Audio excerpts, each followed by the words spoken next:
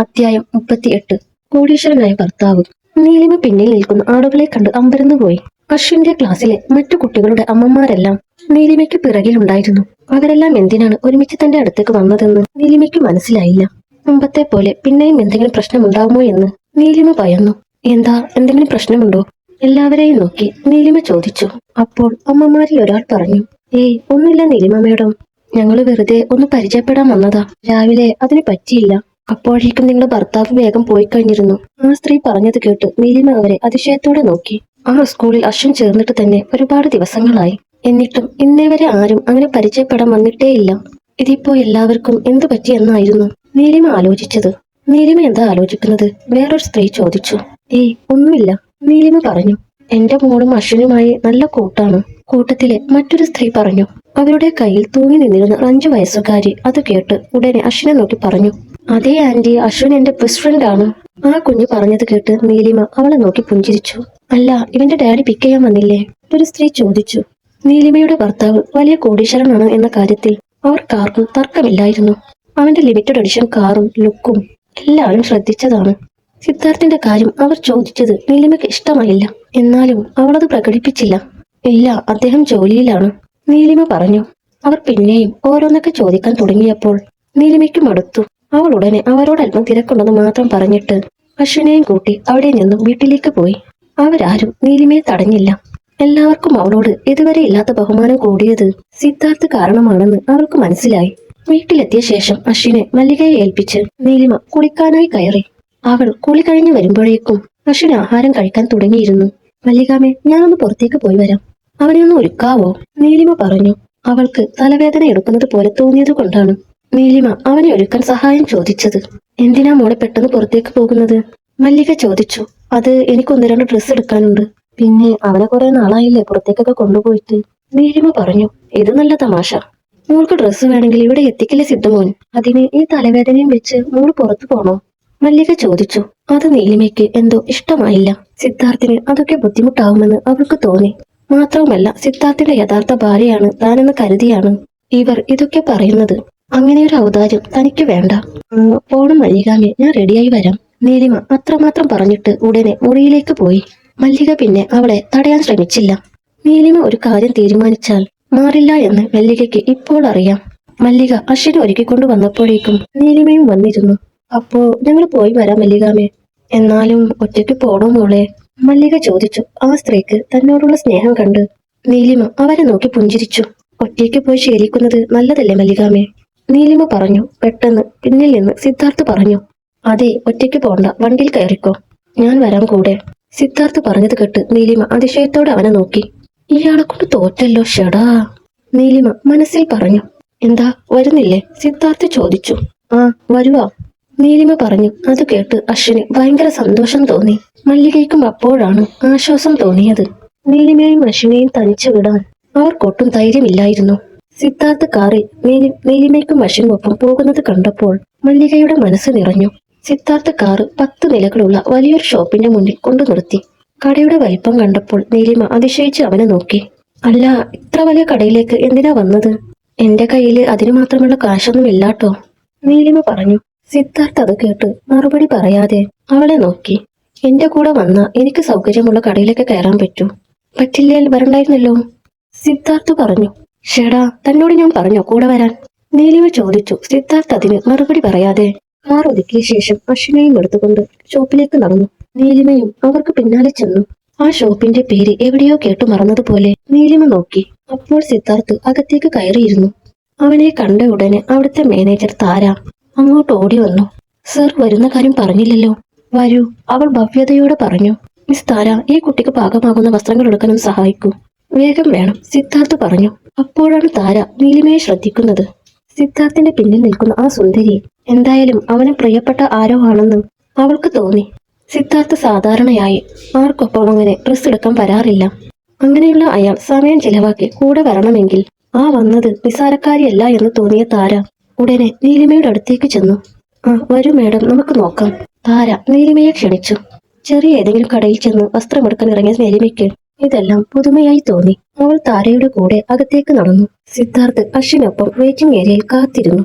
നീലിമയും കൂട്ടി താര ചെന്നത് പുതിയ ഗൗണുകൾ നിറയെയുള്ള ഒരു ഭാഗത്തേക്കായിരുന്നു. ഇതെല്ലാം പുതിയ മോഡലാണ് മാഡം, താര പറഞ്ഞു. നീലിമ അതെല്ലാം കണ്ണി വയ്ക്കാതെ നോക്കി. അതിലൊരു ഗൗൺ അവളെടുത്ത് വില പരിശോധിച്ചപ്പോൾ കണ്ണുകൾ കൂടുതൽ മിഴിഞ്ഞുപോയി. 70,000 രൂപ! എന്റെ അമ്മേ, ഒരു ഗൗണിന്റെ വിലയാണിത്! നീലിമ മനസ്സിൽ പറഞ്ഞു. അത്ര വിലയുള്ളത് എടുക്കാൻ താല്പര്യമില്ലാതിരുന്നത് കൊണ്ട് അവളത് മാറ്റിവെച്ചു. എന്നിട്ട് വേറെ ഒരെണ്ണം നോക്കി. മാം, നിങ്ങൾക്ക് ഡാർക്ക് കളർ നന്നായി ചേരും. അങ്ങനെ ഒരെണ്ണം പുതിയത് വന്നിട്ടുണ്ട്, ഞാൻ എടുത്തോണ്ട് വരാം, താര പറഞ്ഞു. ശരി, നീലിമ പറഞ്ഞു. താര അവിടെ നിന്നും അകത്തേക്ക് പോയി. നീലിമ ആ ഷോപ്പിലെ വസ്ത്രങ്ങളൊക്കെ ചുറ്റി നടന്നു കണ്ടു. പാർട്ടി വെയർ ഗൗണുകളുടെ അധികം കാണാത്ത ഡിസൈൻ അവിടെ ഒരുപാടുണ്ടായിരുന്നു. കൂടാതെ സ്വന്തമായി ഡിസൈൻ ചെയ്യിക്കാൻ താല്പര്യമുള്ളവർക്ക് വേണ്ടി ഡിസൈനേഴ്സ് ഷോപ്പിന്റെ ഒരു വശത്ത് ഇരിക്കുന്നുണ്ട്. അത് അത്യാവശ്യം വലിയ ആളുകൾ വരുന്ന കടയാണെന്ന് നീലിമയ്ക്ക് തോന്നി. ഈശ്വര, ഇയാളിത് എന്നെയും കൊണ്ട് ഇത്രയും വലിയ കടയിലേക്ക് എന്തിനാണ് എന്നെയും കൊണ്ട് വന്നത്? ചെറിയ വല്ല കടയിലും പോയാൽ മതിയായിരുന്നു, നീലിമ പറഞ്ഞു. അപ്പോഴേക്കും താര കയ്യിലൊരു ഗൗണുമായി മടങ്ങിയെത്തി. മേഡം, ഇതൊന്ന് ട്രൈ ചെയ്ത് നോക്കൂ. താര വെളുത്ത നിറത്തിൽ സിൽവർ കല്ലുകൾ പിടിപ്പിച്ച ഒരു ഗൗൺ നീലിമയ്ക്ക് നേരെ നീട്ടി. ഇത് കാണാൻ നല്ല ഭംഗിയുണ്ട്. നീലിമ ആ വസ്ത്രം വാങ്ങിക്കൊണ്ട് കൗതുകത്തോടെ പറഞ്ഞു. അവൾക്ക് ആ വസ്ത്രം നന്നായി ഇഷ്ടപ്പെട്ടിരുന്നു. താര പുഞ്ചിരിയോടെ നീലിമയെ നോക്കി. നീലിമ ഡ്രസ് ട്രയൽ റൂമിലേക്ക് പോയി. കുറച്ചു സമയം കഴിഞ്ഞപ്പോൾ മടങ്ങിയെത്തി. താര അവളെ അത്ഭുതത്തോടെ നോക്കി. നന്നായി ഇണങ്ങുന്നുണ്ട് നിങ്ങൾക്ക് ഈ വേഷം, താര പറഞ്ഞു. അത് കേട്ട് നീലിമ കണ്ണാടിയിൽ ചെന്ന് നോക്കി. അവൾക്കും താര പറഞ്ഞത് ശരിയാണെന്ന് തോന്നി. ഞാൻ എന്റെ മോനെ നീ ഡ്രസ് കാണിച്ചിട്ട് വരാം, നീലിമ പറഞ്ഞു. താരയും ഒപ്പം ചെന്നു. നീലിമ നേരെ സിദ്ധാർത്ഥിന്റെയും അഷിന്റെയും അടുത്തേക്ക് ചെന്നു. വെള്ള ഗൗൺ ധരിച്ച് മാലാഖയെ പോലെ നീലിമ വരുന്നത് കണ്ട് സിദ്ധാർത്ഥ് പരിസരം മറന്ന് അവളെ നോക്കി നിന്നുപോയി. അമ്മാ, അശ്വിൻ നീലിമയെ കണ്ടപ്പോൾ ഓടിച്ചെന്ന് കെട്ടിപ്പിടിച്ചു. അച്ചോ, എങ്ങനെയുണ്ട് അമ്മയുടെ ഡ്രസ്സ്? നീലിമ ചോദിച്ചു. അമ്മയ്ക്ക് നന്നായി ചേരുന്നുണ്ട്, അശ്വിൻ പറഞ്ഞു. ആണോ, ശരിക്കും? നീലിമ കുഞ്ഞിനെ തന്നോട് ചേർത്തുകൊണ്ട് ചോദിച്ചു. അതെ അമ്മ, നന്നായി ചേരുന്നുണ്ട്. ഞാൻ പറഞ്ഞ അമ്മ വിശ്വസിക്കില്ല അല്ലേ? എന്നാ ഡാഡിയോട് ചോദിക്കൂ. നോക്കിക്കേ ഡാഡി, എന്റെ അമ്മ നല്ല സുന്ദരിയല്ലേ? അശ്വിൻ ചോദിച്ചു. സിദ്ധാർത്ഥ് അപ്പോഴാണ് പരിസരബോധത്തിലേക്ക് എത്തുന്നത്. അവൻ നീലിമയിൽ നിന്ന് കണ്ണെടുത്തു. എന്നിട്ട് പറഞ്ഞു, കൊള്ളാം, തനിക്ക് നന്നായി ചേരുന്നുണ്ട്.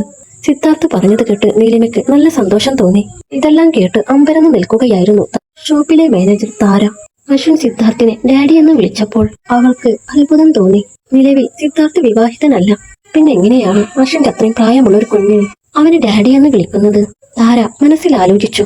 സിദ്ധാർത്ഥിന്റെ ദേഷ്യം അറിയാവുന്നത് കൊണ്ട് അവൾക്ക് തമാശയായി പോലും ഒന്നും ചോദിക്കാൻ വന്നില്ല. ഡ്രസ് എടുത്തു കഴിഞ്ഞ് ബില്ല് പേ ചെയ്ത ശേഷം സിദ്ധാർത്ഥ് കാറിലേക്ക് ചെന്ന് കയറി. താര വസ്ത്രം പാക്കറ്റിലാക്കിയ ശേഷം കാറിലേക്ക് കൊണ്ടുവച്ചു കൊടുത്തു. നീലിമയും അശ്വിനും അവളോട് യാത്ര പറഞ്ഞ ശേഷം കാറിലേക്ക് കയറി. താര അവർക്ക് കൈവീശി കാണിച്ചുകൊണ്ട് കടയിലേക്ക് തിരികെ പോയി. കാറിലിരുന്ന് നീലിമ ആ വെള്ള ഗൗൺ ഒന്നുകൂടെ നിവർത്തി നോക്കി. അതിന്റെ വർക്കുകളും ഡിസൈനും എല്ലാം അവൾക്ക് ഭയങ്കര ഇഷ്ടമായി. സിദ്ധാർത്ഥ് ബില്ല് കൊടുത്തത് മാത്രം അവൾക്ക് ഇഷ്ടമായില്ല. അത് ഓർമ്മ വന്നപ്പോൾ നീലിമ പറഞ്ഞു, സിദ്ധാർത്ഥ്, ബില്ല് കൊടുത്തതിന് താങ്ക്സ്. പക്ഷേ എനിക്ക് സ്വന്തമായി വില കൊടുത്ത ഡ്രസ്സ് വാങ്ങാനാണ് ഇഷ്ടം.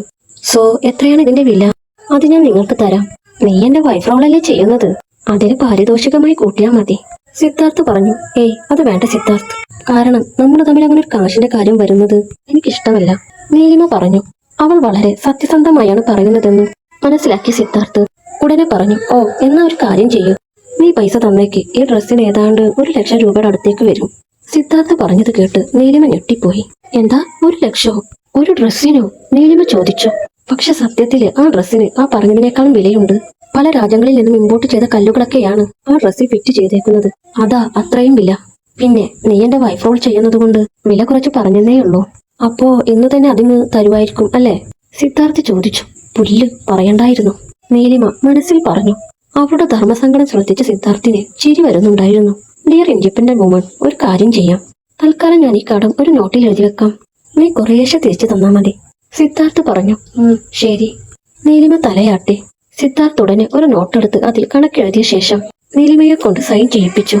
ആ നിമിഷം മുതൽ 1,00,000 രൂപ സിദ്ധാർത്ഥിന് കൊടുക്കണമല്ലോ എന്ന് ചിന്തിച്ചുകൊണ്ടാണ് നീലിമ കാറിലിരുന്നത്. അമ്മ, എനിക്ക് വിശക്കുന്നുണ്ട്, അശ്വിൻ പറഞ്ഞു. അത് കേട്ട് സിദ്ധാർത്ഥ് അവനെ നോക്കി. അച്ചോ, നമ്മളിപ്പോ ഒരു ഹോട്ടലിലേക്കാ പോകുന്നേ. മോൻ ഇഷ്ടമുള്ളത് വാങ്ങി കഴിച്ചോ കേട്ടോ, സിദ്ധാർത്ഥ് പറഞ്ഞു. ഹായ്, ഓക്കെ ഡാഡി, അശ്വിൻ ആഹ്ലാദത്തോടെ പറഞ്ഞു. നീലിമ അപ്പോഴും അമ്പരപ്പിൽ നിന്ന് മുക്തയായിരുന്നില്ല. സിദ്ധാർത്ഥ് ഇടയ്ക്കിടെ അവളെ പാളി നോക്കുന്നുണ്ടായിരുന്നു. അല്പസമയം കഴിഞ്ഞപ്പോൾ സിദ്ധാർത്ഥിന്റെ കാറ് ഒരു 5 സ്റ്റാർ ഹോട്ടലിലേക്ക് കയറി. സിദ്ധാർത്ഥ് കാറിൽ നിന്നിറങ്ങി അശ്വിനെയും നീലിമയും കൂട്ടി അകത്തേക്ക് നടന്നു. അത്യാവശ്യം തിരക്കുള്ള ഹോട്ടലായിരുന്നു അത്. സിദ്ധാർത്ഥ് VIP ഏരിയയിലേക്ക് ചെന്നു. ശേഷം നീലിമയെയും അശ്വിനെയും അവിടെ ഇരുത്തി അവർക്കൊപ്പം ഇരുന്ന് ഭക്ഷണം ഓർഡർ ചെയ്തു. നീലിമ ഫ്യൂസ് പോയ ബൾബ് പോലെ ഇരിക്കുന്നത് കണ്ട സിദ്ധാർത്ഥ് പറഞ്ഞു, അല്ല തനിക്കിതെന്ത് പറ്റി? ഇനി ഇവിടുത്തെ ബില്ലും കൂടി കൊടുക്കണമെന്നുണ്ടോ? ഉണ്ടേല് പറഞ്ഞോട്ടോ. സിദ്ധാർത്ഥ് കളിയായി പറഞ്ഞത് കേട്ട നീലിമ അവനെ രൂക്ഷമായി നോക്കി. അതെ, എന്റെ കയ്യിൽ 1,00,000 രൂപ പെട്ടെന്ന് എടുക്കാനില്ലെന്നേയുള്ളൂ. ഹോട്ടൽ ബില്ല് വരെ കൊടുക്കാൻ പറ്റാതെ ആയിട്ടില്ല. വല്ലാതെ എന്നെ കളിയാക്കില്ലേ? നീലിമ കുറുമ്പോട് പറഞ്ഞു. അവളുടെ സംസാരവും മുഖം കൊണ്ടുള്ള ആക്ഷനും കണ്ട സിദ്ധാർത്ഥ് അറിയാതെ ചിരിച്ചുപോയി. അപ്പോഴേക്ക് ഫുഡ് വന്നു. അശ്വിന് വിശക്കുന്നത് കൊണ്ട് അവന് വേണ്ടി സിദ്ധാർത്ഥ് പാസ്തയും ചീസി ചിക്കനും പ്ലേറ്റിലേക്ക് എടുത്തു വെച്ചു കൊടുത്തു. അശ്വിൻ വളരെ സന്തോഷത്തോടെ കഴിക്കാൻ തുടങ്ങി. നീലിമ അല്പം ഫ്രൈഡ് റൈസ് മാത്രമേ എടുത്തുള്ളൂ. സിദ്ധാർത്ഥ് അവനിഷ്ടമുള്ള ചിക്കൻ സലാഡും റൈസും എടുത്ത് കഴിക്കാൻ തുടങ്ങി. അവരങ്ങനെ പരസ്പരം സംസാരിച്ച് കഴിച്ചുകൊണ്ടിരിക്കെ അവിടേക്ക് ഒരു പെണ്ണ് നടന്നു വന്നു. അത്യാവശ്യം മോഡേൺ ലുക്കുള്ള ആ യുവതി സിദ്ധാർത്ഥിന്റെ അടുത്തേക്ക് ചെന്നിട്ട് പറഞ്ഞു, ഹായ് സിദ്ധാർത്ഥ് അത് കേട്ട് തല ഉയർത്തി. അത് അവന്റെ പരിചയക്കാരിയായ ലാവണ്യായിരുന്നു. ആ ഹായ്, നീ ഇപ്പൊ വന്നു? താല്പര്യമില്ലാത്ത മട്ടിൽ സിദ്ധാർത്ഥ് ചോദിച്ചു. ഇന്ന് എത്തിയേ ഉള്ളൂ. നിന്നെ കാണാൻ ഞാൻ അങ്ങോട്ട് വരാനിരിക്കുകയായിരുന്നു. ഇവിടെ വെച്ച് കാണുമെന്ന് വിചാരിച്ചില്ല, ലാവണ്യ പറഞ്ഞു. നീലിമ അവരുടെ സംസാരം ശ്രദ്ധിക്കാതെ ഭക്ഷണത്തിൽ മാത്രം ശ്രദ്ധിച്ചു. ഓ, എന്നാ വാ കഴിക്കാം. അവൻ താല്പര്യമില്ലാത്ത മട്ടിൽ സംസാരിക്കുന്നത് കേട്ട് ലാവണ്യക്ക് വളരെ വിഷമം തോന്നി. ഏയ് വേണ്ട, ഞാൻ കഴിച്ചതാണ്. നിന്റെ അമ്മ ഫ്രഷ് സ്റ്റോൺ പതിപ്പിച്ച ഒരു ബ്രേസ്ലെറ്റിന്റെ വില അന്വേഷിച്ചിരുന്നു. ഞാൻ അപ്പോൾ തന്നെ ആന്റിക്ക് തിരഞ്ഞു പിടിച്ചത് വാങ്ങിച്ചു. സോ അതൊന്ന് നേരിൽ കണ്ടു കൊടുക്കാൻ വന്നതാണ്, ലാവണ്യ പറഞ്ഞു. നീ എന്തിനാ അങ്ങനെയൊക്കെ ബുദ്ധിമുട്ടുന്നത്? അമ്മ വെറുതെ ഒരു കൗതുകത്തിന് ചോദിച്ചതാവും, സിദ്ധാർത്ഥ് പറഞ്ഞു. എനിക്കെന്ത് ബുദ്ധിമുട്ട് സിദ്ധാർത്ഥ്? ഇതൊക്കെ സന്തോഷമുള്ള കാര്യമല്ലേ, ലാവണ്യ പറഞ്ഞു. അവളെ ഒന്ന് സിദ്ധാർത്ഥ് താല്പര്യത്തോടെ നോക്കിയത് പോലുമില്ല. അപ്പോഴാണ് ലാവണ്യ അവന്റെ അടുത്ത് ഭക്ഷണം കഴിക്കുന്ന നീലിമയെയും അശ്വിനെയും കണ്ടത്. സിദ്ധാർത്ഥിന്റെ സൗന്ദര്യം ആസ്വദിച്ചു നിൽക്കുന്നതിന്റെ ഇടയിൽ അവൾ പരിസരം പോലും മറന്നുപോയിരുന്നു എന്നതാണ് സത്യം. സിദ്ധാർത്ഥിന്റെ നേർക്ക് ലാവണ്യ അതിശയത്തോടെ നോക്കി.